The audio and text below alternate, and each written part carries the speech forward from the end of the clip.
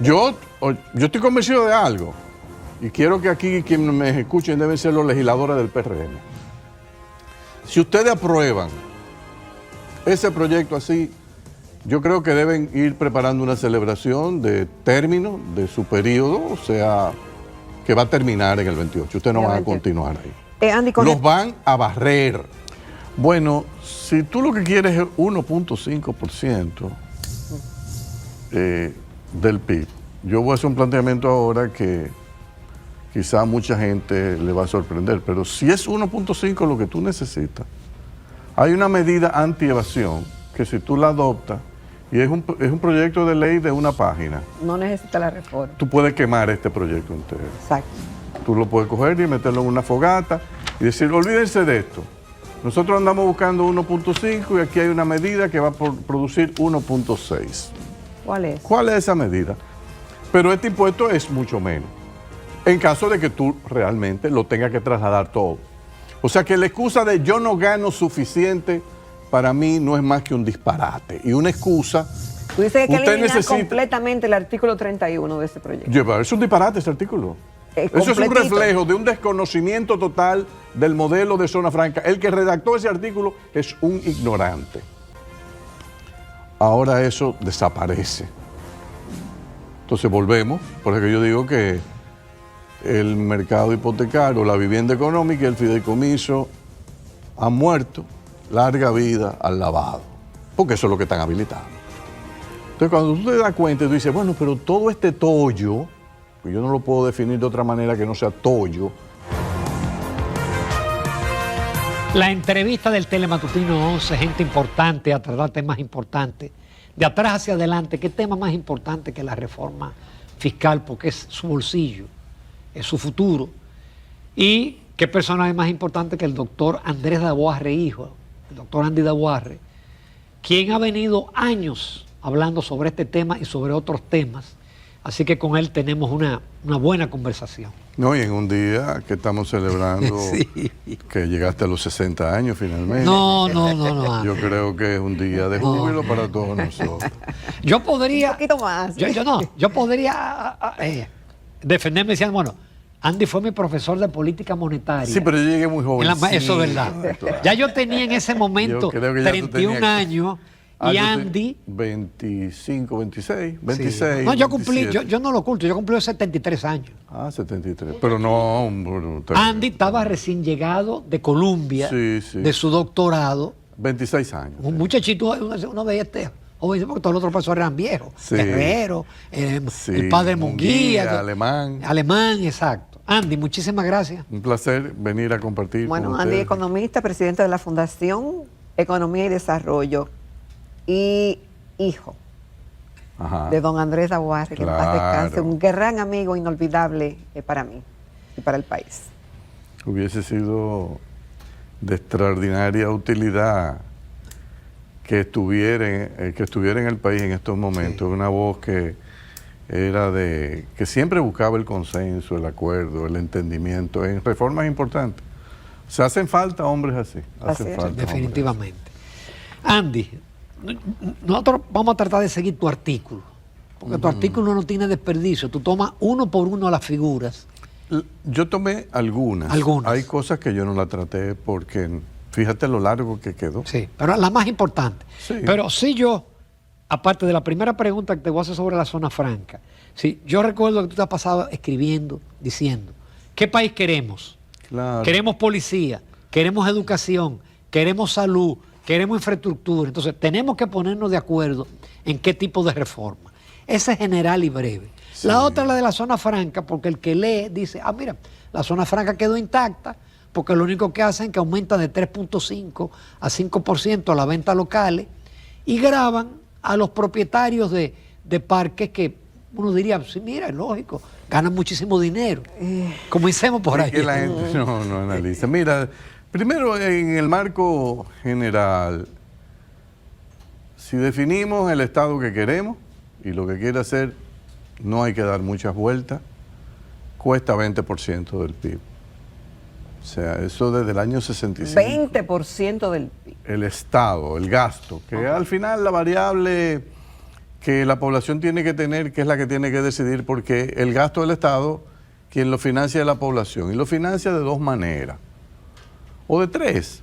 Lo puede financiar con impuestos, lo puede financiar con el impuesto de la inflación, si una parte del gasto lo paga el Banco Central con emisiones, y con endeudamiento, la última parte. Entonces nosotros tenemos que entender que eso es así. ¿Qué es lo que se ha llegado al consenso? Bueno, en los últimos años lo hemos estado financiando con impuestos y con endeudamiento, pero hay preocupación porque el ritmo del endeudamiento ha ido muy rápido y se piensa que ya la carga de intereses sobre el total de los ingresos del gobierno es muy alto y todos los organismos internacionales, las firmas calificadoras de riesgo, los bancos de inversión nos dicen, miren, ustedes tienen que hacer un esfuerzo para mejorar la recaudación porque entre recaudación y gasto hay una brecha consolidada total que da 5 o 6% del PIB cuando tú sumas el déficit del Banco Central. ¿Eso cuánto es en dinero? Aproximadamente, si se puede más o menos tirar Esos un son número. como 290.000, 300.000 millones de pesos. Millones de pesos. Sí, o sea, cuando tú metes al Banco Central también en la operación, y cuando metes los ayuntamientos, y metes los organismos descentralizados, o sea, el sector público consolidado. Cuando se habla de gobierno es menos.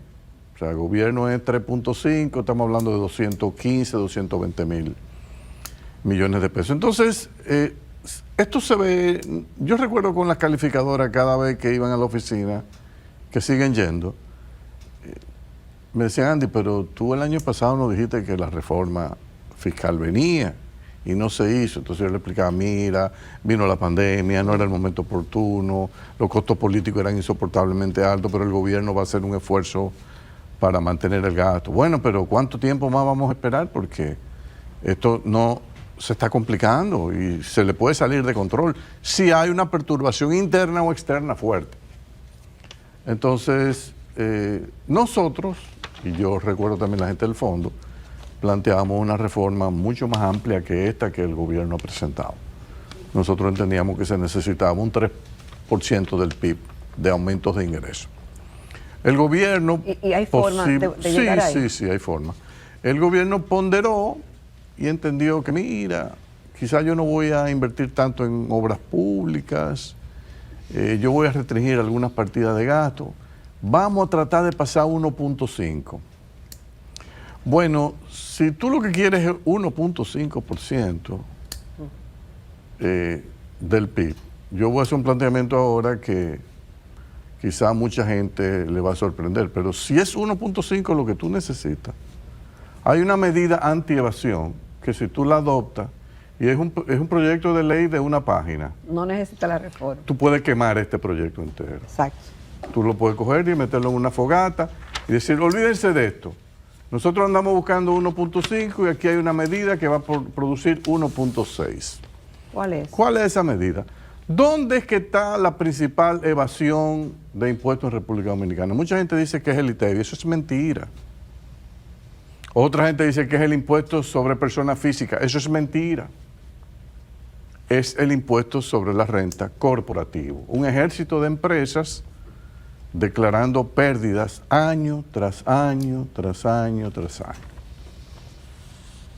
Entonces, nosotros desde el 2016 veníamos trabajando ese tema y tuvimos la colaboración siempre de la DGI que nos pasaba las informaciones para poder hacer las estimaciones de cuánto se necesitaba para ponerle un piso a la evasión, sector por sector.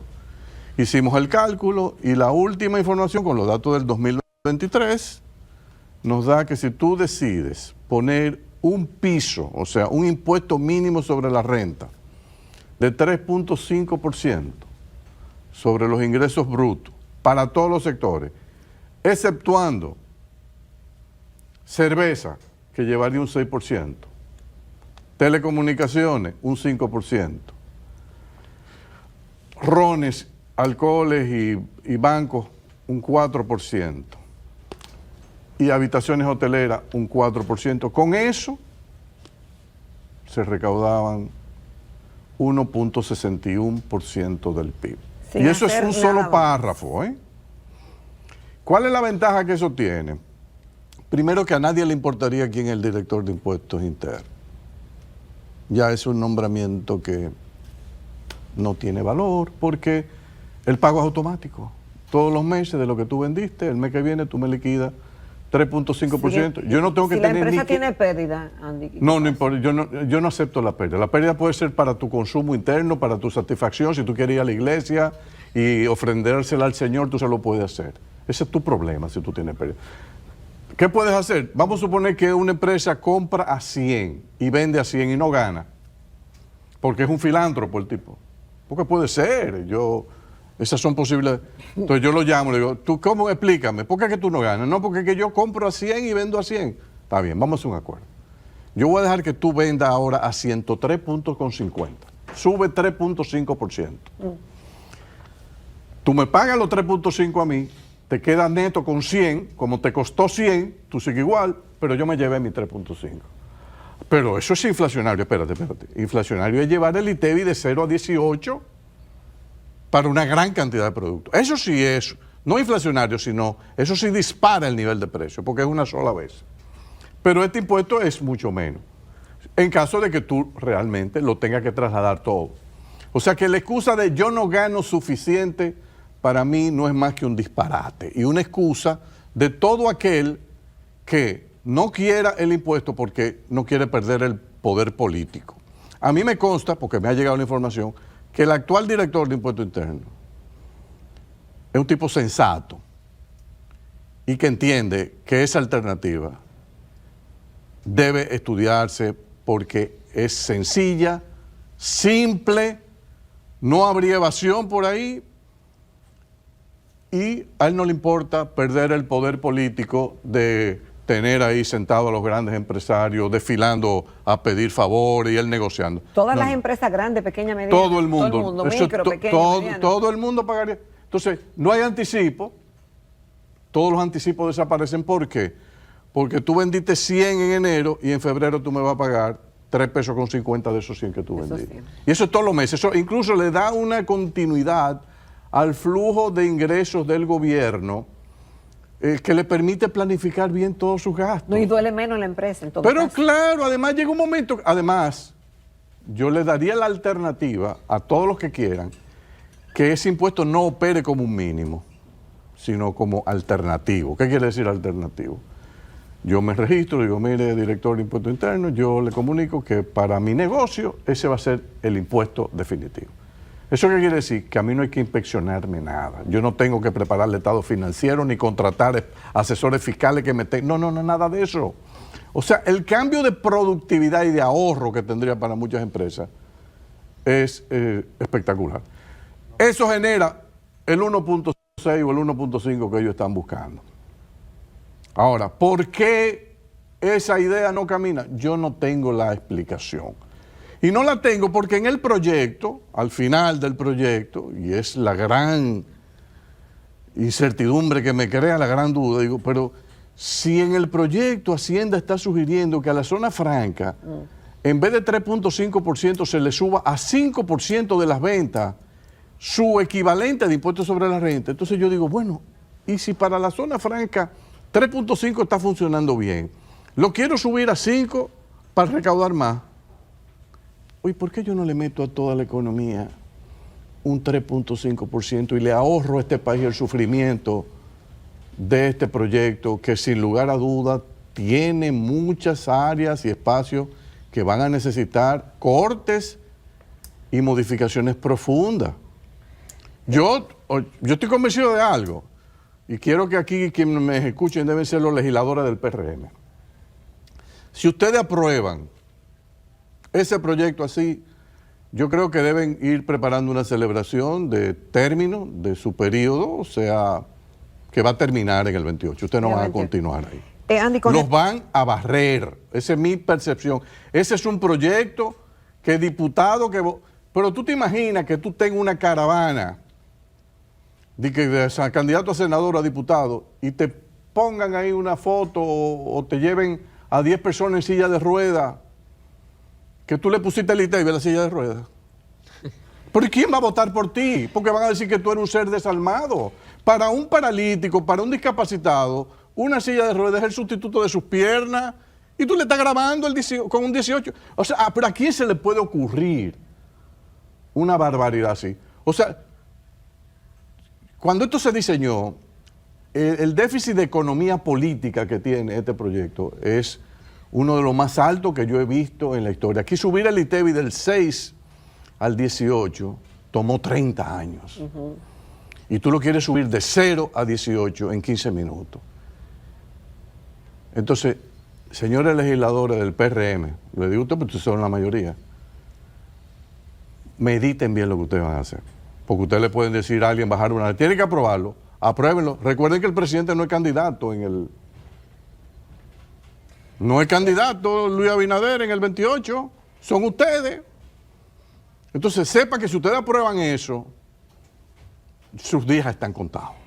Andy, con respecto a la zona franca, ahí tú dices en tu artículo y pones un gráfico incluso de lo que paga la zona franca, que no son competencia en países del área, que pagan los operadores 0, de la zona franca. y tú lo pones que nosotros pagaríamos, aquí 27. se pagaría un 27%, y que esto crearía una distorsión en el modelo que prevalece no en se la va a región. crear, no se va a crear ningún nuevo parque de zona. ¿Y por qué yo voy a crear un parque de zona franca nuevo en República Dominicana pagando un 27%, cuando esa inversión, si yo la hago en Costa Rica y México, donde voy a tener incluso hasta más demanda porque tengo mejores recursos humanos, que esas son de las cosas que obviamente los que diseñaron esto ni ponderaron.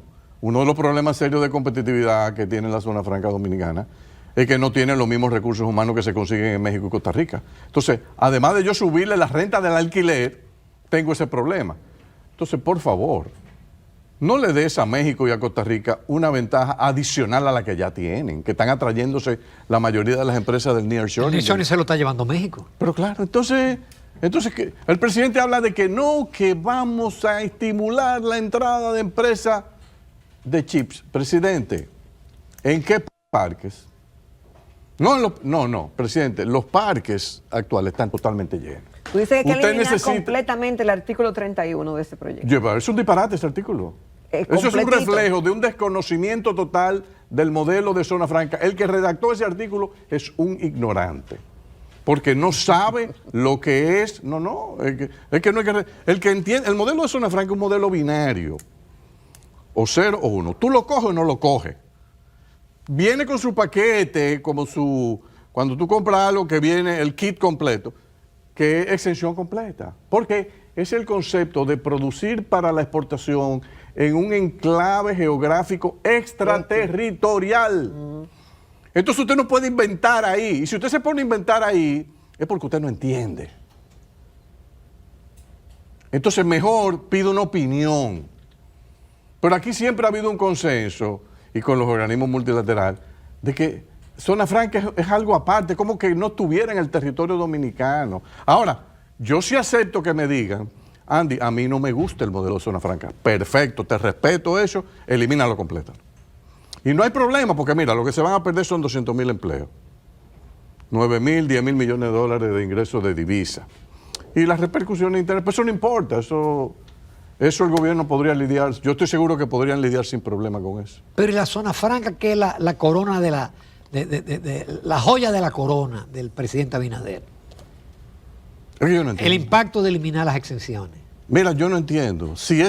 Yo no sé cuántas personas del gobierno, honestamente te digo, leyeron ese proyecto antes de ser llevado al Congreso. Yo no sé. Yo creo que el único que yo puedo asegurar que lo leyó es el equipo de Hacienda. Porque yo dudo mucho que el Banco Central lo haya visto, que el Ministerio de Economía lo haya visto, que el Consejo de Asesores Económicos lo haya visto. No sé quién más. O sea, yo solo pienso que el equipo de Hacienda fue el que lo vio. El impacto en el sector turismo. Bueno, en turismo es cierto que se ha abusado. Y se han dado exenciones que quizás no convenían. Por ejemplo, tú te acoges a los incentivos porque tú estás desarrollando un proyecto y tienes un área de apartamentos alquilables para fines turísticos o va a meter un hotel. Entonces tú te acoges como si fuese el proyecto completo. Entonces tú contra eso importa todo sin pagar impuestos, le metes la liberación de ITEVI a todo. teniendo incluso dentro quizá servicios como restaurantes, etcétera, que no deberían estar. Y una parte incluso inmobiliaria. Y una parte inmobiliaria. Entonces, yo pienso que en eso el gobierno tiene razón. Ahora, ¿qué es lo que debería hacerse? Bueno, primero corregir esa parte. O sea, cuando yo dé un incentivo turístico para un proyecto inmobiliario, dime cuál es, en términos de metro cuadrado, cuánto es el espacio de hotel. En proporción a eso yo te voy a dar. Yo no te puedo dar más de ahí, excúsame, pero no te puedo dar más de ahí. Lo otro es, si tú me pones frente al hotel, un restaurancito al frente, ese restaurancito va a pagar todos los impuestos. No puede estar exento de nada. Lo otro es,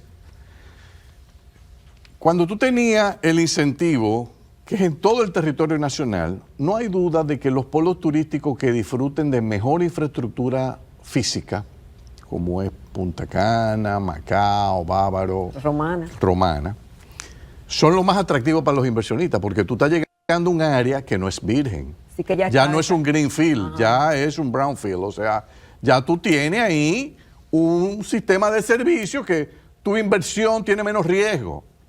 Pero meterte en Samaná o en un área del norte, Nagua, Sánchez, Montecristi, Manzanillo, Bergantín, es más arriesgado. Entonces, si a ti te ponen a escoger, no, todo el mundo se va para el este. ¿Qué debió pensar el gobierno? Bueno, el turismo y la construcción han sido los dos sectores pujantes, junto con el sector financiero, del crecimiento de esta economía en los últimos 10 años. Conviene llevarme con futuro completo. Eso da como hasta una sensación como de que es como un dogma contra la exención. Mira, la exención y el incentivo no es malo si tú lo puedes regular bien, lo administras bien y lo vas con el tiempo redirigiendo. ¿Qué yo había recomendado en un artículo que escribí? Mira, tú puedes decir que ya Punta Cana está bien servido, Macao, Bávaro, Casa de Campo, que no necesita en lo absoluto ningún Confotur, y la capital. Que dicho sea de paso, a mí me preocupan los hoteles en la capital, en días de lluvia. Las inundaciones. Sí, porque se te puede morir de turista ahí, porque es una ciudad que se ahoga. Y tú no has visto el proyecto del drenaje de la gran ciudad de Santo Domingo, vale entre 2 y 3 mil millones de dólares, no está en agenda. Entonces tú dices, bueno, no profundice más lo de los hoteles en la capital, a no ser, por ejemplo, que tú digas, mira Andy, pero en la zona colonial yo necesito tener más. Bueno, pues entonces yo en ese nicho de la zona colonial, yo podría hacer una excepción caso por caso.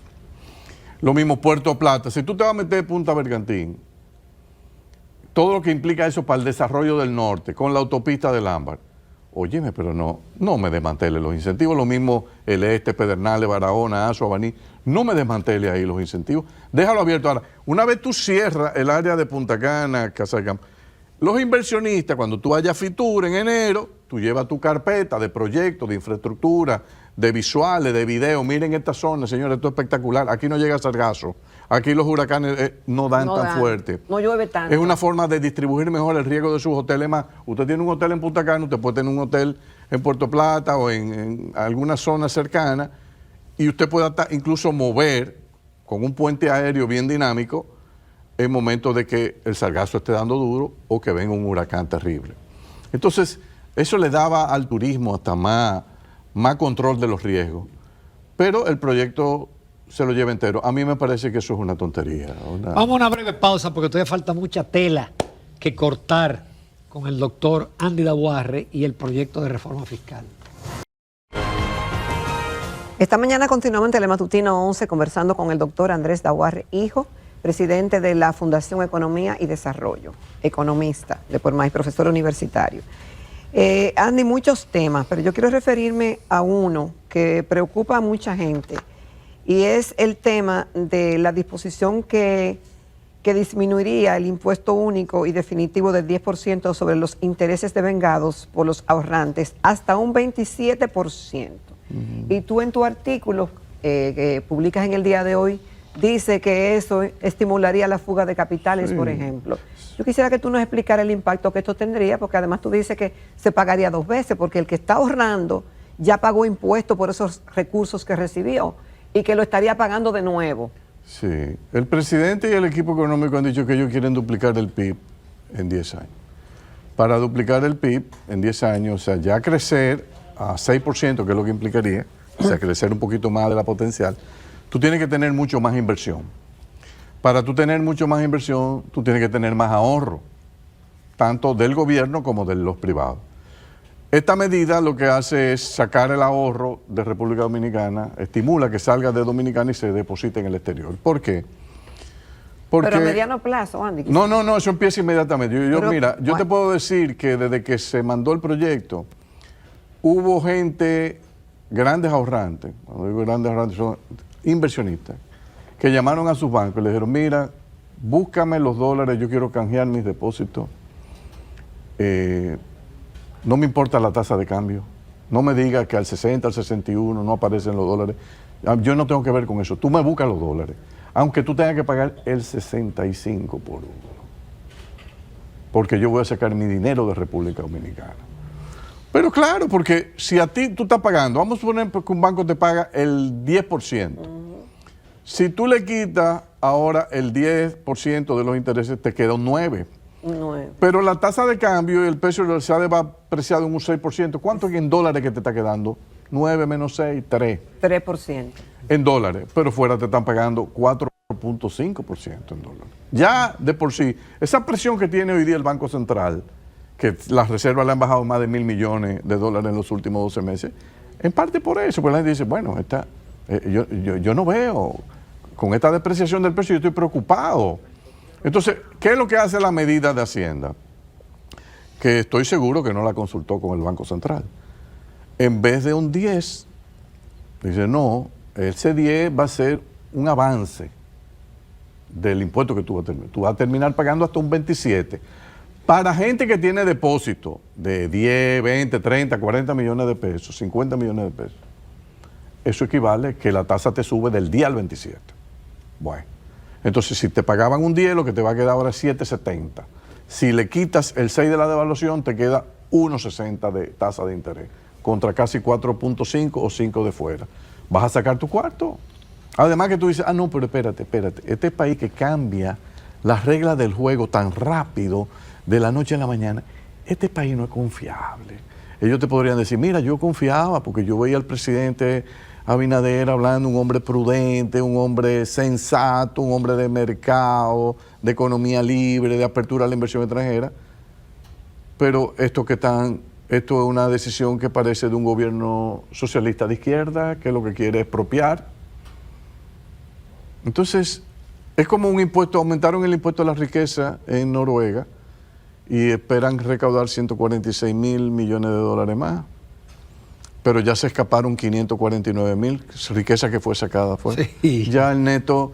Entonces, porque el problema en economía es que las decisiones tienen implicaciones. Entonces, tú no puedes ponerte a inventar. Un banco que ha perdido 1.000 y pico millones de reservas tratando de contener el tipo de cambio. Yo te aseguro a ti que si dejan esa medida, a final de este año, veremos la tasa de 60 por 1 con un cariño y le vamos a tener como una nostalgia, pero una gran nostalgia. Y el gobernador del Banco Central sabe lo que yo estoy diciendo. Él sabe para dónde que va la tasa de cambio con ese impuesto. O sea, sería una situación peligrosa. Es decir, y antes de llegar a la reforma, que entraría en vigencia en enero, ya estaríamos sintiendo entonces los coletazos. No, él va a tener, en diciembre él está sintiendo la presión incontenible, si aprueban eso. Porque la fuga de capital generalmente no son los pequeños ahorrantes. No. Son los grandes. Y cuando esos grandes arrancan y crean un pánico, entonces ahí y ese grande es sofisticado. Sí, exacto. Pero no solo eso genera un contagio que todo el mundo quiere protegerse. Todo el mundo quiere entonces dolarizarse. Porque dice que es lo que está pasando. Andy, también la vivienda es afectada de diferentes niveles. Es el grupo. Yo descubrí contigo que la vivienda podría ser factible de ser víctima del IVA. Sí, bueno, porque es que el cambio de definiciones que se ha hecho, antes en la venta, los bienes industrializados, exacto, los bienes industrializados se definían como bienes corporales, hechos de materia, que tú lo puedes ver, inmuebles. Eso se fue. Entonces ahora es bienes. Bueno, pero bien puede ser mueble y puede ser inmueble. Y como ellos no dicen nada, entonces los bienes inmuebles, la transferencia, tú quieres vender un apartamento tuyo, bueno, el que te lo compra tiene que pagarte un 18% de ITEVI que tú lo vas a tener entonces que entregar a la administración tributaria. O sea, así, fíjate la redacción que tiene.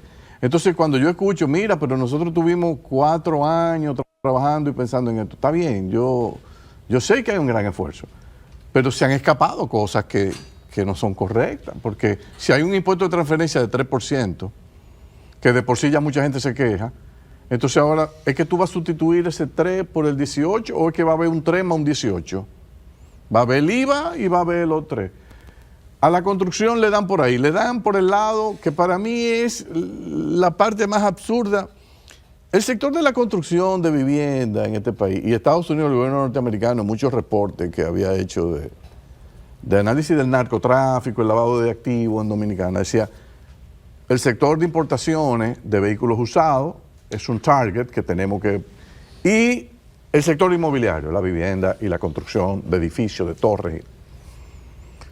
En el pasado, los proyectos se desarrollaban donde pequeñas firmas o firmas de contratistas iniciaban un proyecto, lo empezaban a construir, pero ellas mismas hacían el cobro y todo, y no había un due diligence de quién es el comprador. Viene un tipo y te dice, yo necesito 30 apartamentos en esa torre. Sí, toma, dame mi cuarto. O sea, la cantidad de lavado de activos que teníamos antes del sistema de los fideicomisos y la fiducia era abrumador. Cuando se aprueba la ley en el 2011 de mercado hipotecario y el fideicomiso, uno de los objetivos fundamentales era transparentar la industria de la construcción. Dicho sea de paso, antes del 2011, la mayoría de los proyectos de construcción, y eso lo sabe la DGI, y debió decírselo al ministro de Hacienda para que entienda, la mayoría declaraban pérdida. Todo perdían, todos esos proyectos perdían. O sea, que no pagaban ningún impuesto sobre la renta. O sea, cuando a mí me dicen, no, es que esa exención, espérate. Háblame con la realidad, no me hable con la teoría.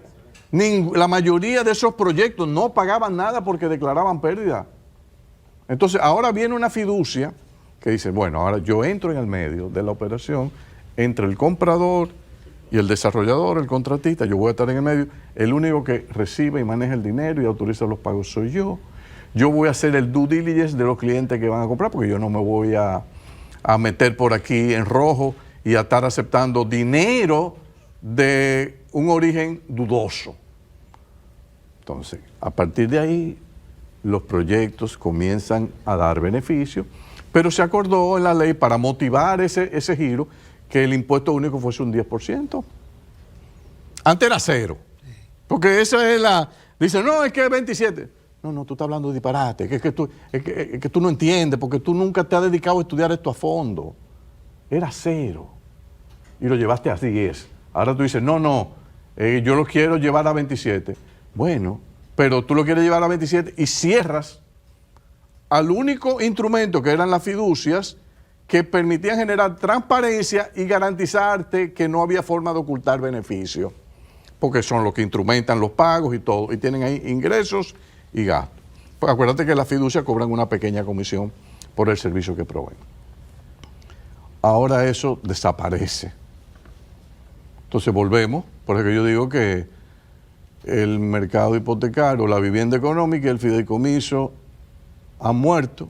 Larga vida al lavado, porque eso es lo que están habilitando. Entonces yo quisiera saber cuál va a ser la reacción del gobierno de los Estados Unidos cuando le digan que nosotros estamos desmantelando una reforma institucional fuerte como era la creación de esas fiducias que contribuía a reducir dramáticamente los niveles de lavado en el sector de la construcción, uno de los sectores más propensos a ser penetrado por el lavado de activos.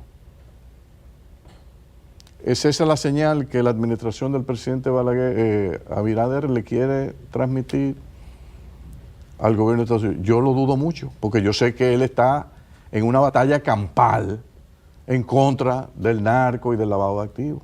Entonces, ¿cómo es posible que Hacienda le pasa esto en la reforma?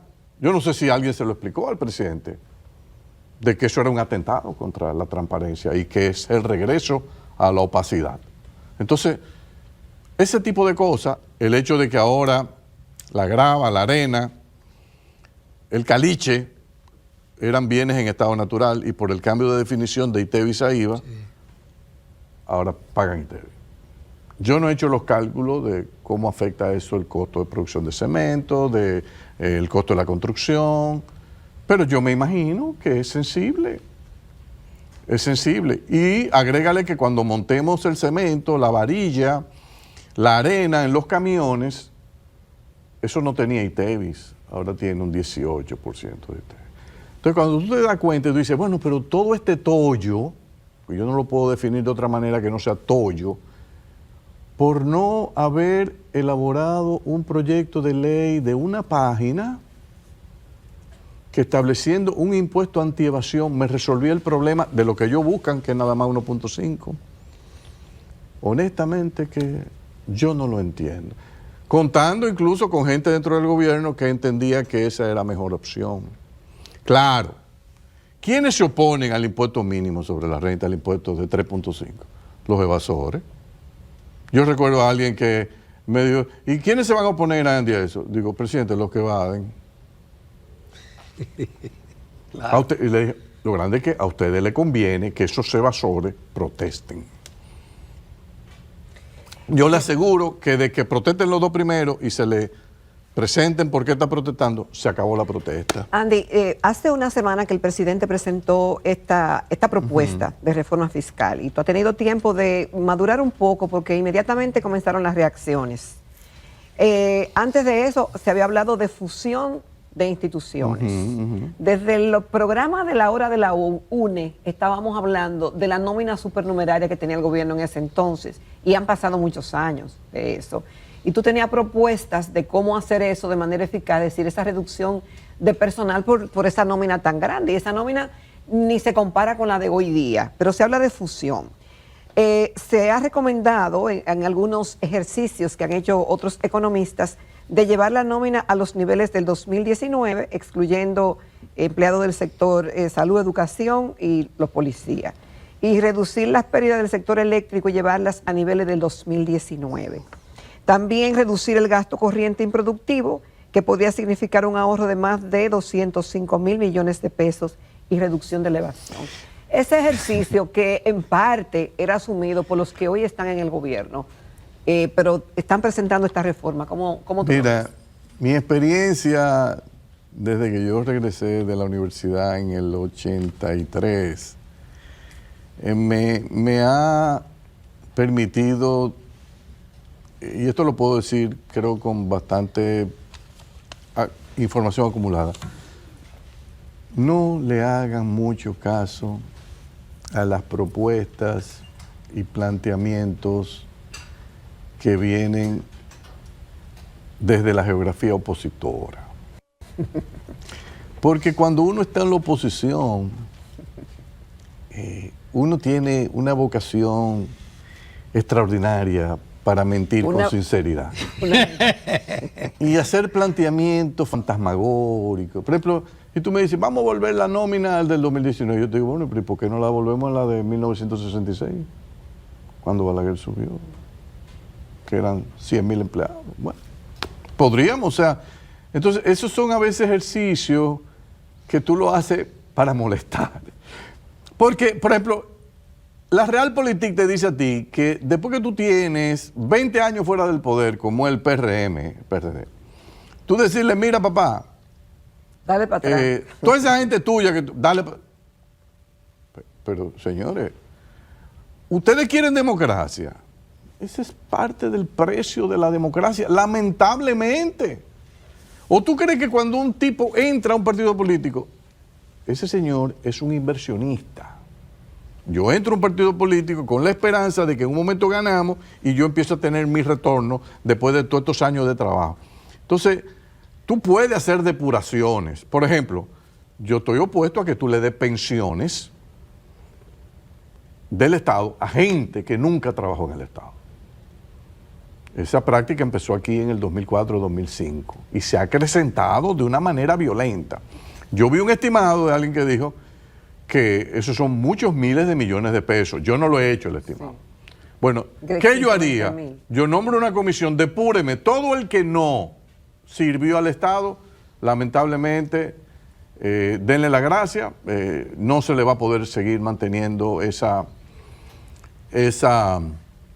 concesión, y con eso vamos a eliminar el ITEVI a la silla de ruedas y el ITEVI a una serie de barbaridades que le quieren poner. Entonces, a mí me parece que hay espacio para hacer reducciones en el gasto improductivo, pero de nuevo, no le hagan caso a lo que se dice en la oposición. Ahí al pobre presidente lo vemos que lo tienen en las redes poniéndole todo lo que él decía de impuestos sí. Y ahora se contradice.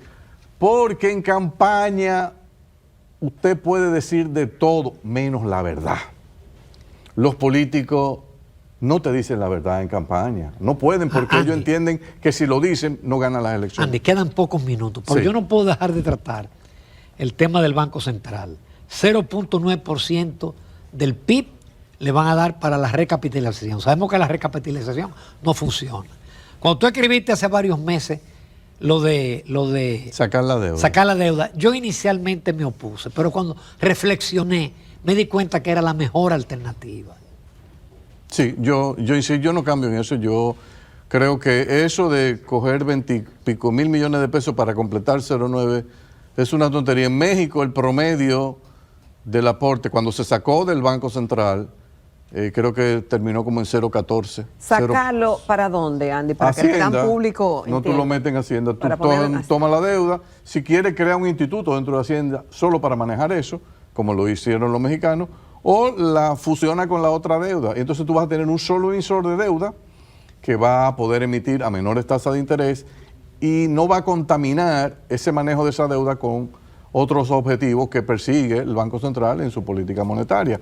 Y en consecuencia, el rollover que tú vas a ir haciendo con los vencimientos lo vas a poder hacer cada vez más cómodamente. O sea, yo creo que esa es una reforma que todavía parece que a nivel de los miembros de los equipos económicos del gobierno no ha madurado lo suficiente, pero yo te aseguro a ti que esa reforma viene tarde o temprano, porque lo que hay montado aquí en el Banco Central es una especie de juego Ponzi, sí, donde se paga con emisiones de dinero, que a su vez yo las recojo emitiendo más deuda. Como eso me sube los intereses, entonces emito más deuda y no salgo.